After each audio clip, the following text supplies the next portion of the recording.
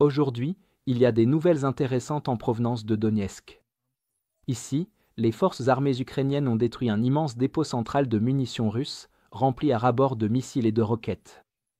En détruisant des tonnes de munitions russes en une seule frappe, les Ukrainiens ont considérablement réduit le soutien d'artillerie russe et ouvert le ciel aux avions ukrainiens pour mener des frappes aériennes dévastatrices sur la plus grande concentration de forces russes observée depuis le début de la guerre.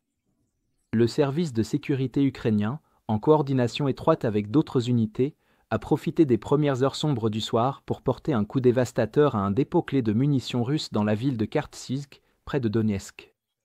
Des drones kamikazes de frappe guidée avec précision ont réussi à percer les défenses aériennes russes, l'explosion déclenchant une détonation massive qui a secoué toute la région. Des témoins oculaires ont rapporté d'énormes boules de feu illuminant le ciel nocturne, accompagnées d'explosions puissantes et continues qui pouvaient être entendues et ressenties à des kilomètres à la ronde.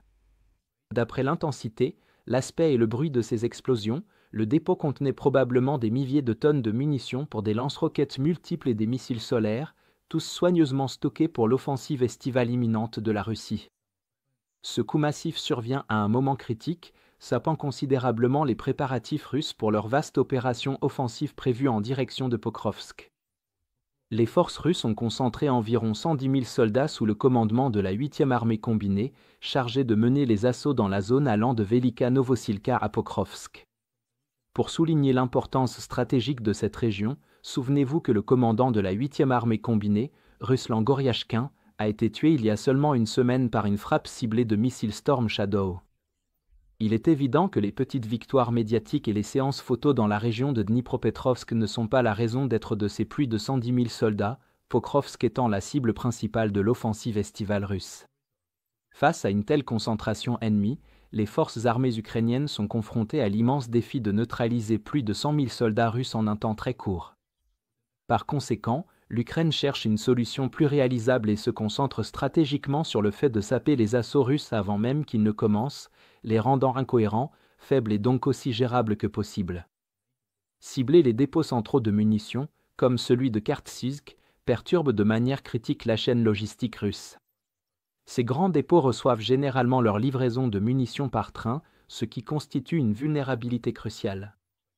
Les cyberattaques ukrainiennes ont pénétré les systèmes ferroviaires russes, permettant un suivi des mouvements d'approvisionnement quasiment en temps réel. Souvent, à peine quelques minutes après que les trains russes ont déchargé des munitions dans ces dépôts centralisés, des drones ukrainiens et des frappes de missiles de précision anéantissent les stocks fraîchement livrés. Depuis les grands dépôts, les munitions doivent ensuite être acheminées vers les unités de première ligne par camion, ce qui expose une autre vulnérabilité. La Russie utilise fréquemment d'importants convois pour ces transferts, les rendant visibles et particulièrement vulnérables à la détection puis à des frappes de précision menées par les IMAR et les drones. Cependant, le renseignement ukrainien adopte parfois une approche plus sophistiquée.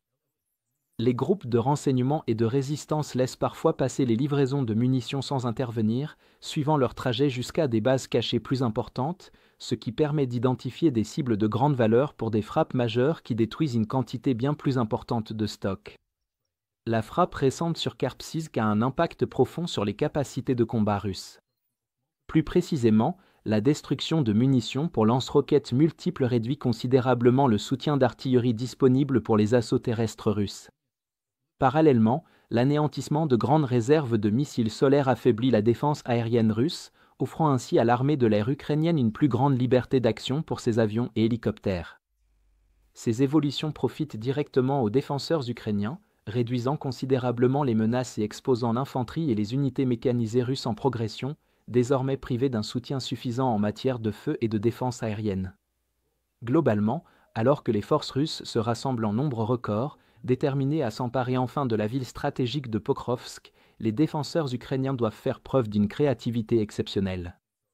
Le choix minutieux de cibles telles que les commandants supérieurs, les centres logistiques et les grands dépôts de munitions est essentiel pour affaiblir la puissance opérationnelle russe. Ces frappes ciblées obligent les commandants russes à lancer des offensives prématurées et mal préparées, transformant ainsi leurs forces numériquement supérieures en cibles vulnérables, facilement exploitées par des troupes ukrainiennes aguerries. En définitive, les tactiques proactives de l'Ukraine, sabotage, frappes de précision ciblées et perturbations logistiques façonneront de manière décisive cette phase critique de la guerre, pouvant neutraliser l'offensive estivale planifiée par la Russie avant même qu'elle ne prenne de l'ampleur.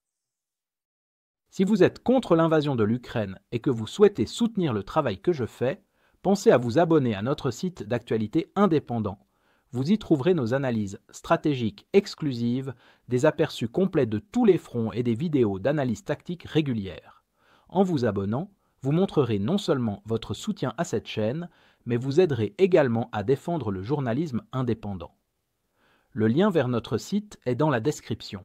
Merci d'avoir regardé ce reportage et je remercie tous ceux qui ont décidé de nous rejoindre.